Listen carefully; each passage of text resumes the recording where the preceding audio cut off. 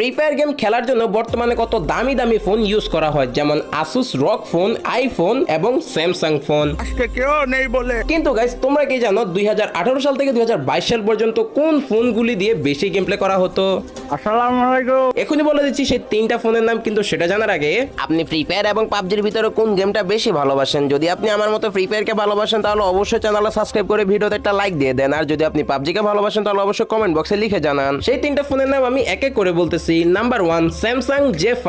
এই ফোনটা কিন্তু 2018 থেকে 2019 সালের মানুষদের কাছে বেশি ছিল এবং তারা এই ফোনটা দিয়ে ফ্রি ফায়ার গেম সব থেকে বেশি খেলতো।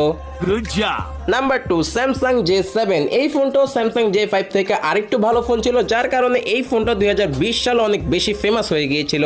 এবং নাম্বার 3 যে ফোনটা দিয়ে আমি নিজে গেম প্লে করেছি এবং এই ফোনটা আমার সর্বপ্রথম গেমিং ফোন, সো সেই গেমিং ফোনটা হচ্ছে Oppo A3s। এই ফোনটা কিন্তু অনেক বেশি ভালো গেমিং এর জন্য ছিল, কারণ স্ন্যাপড্রাগনের একটা ভালো প্রসেসর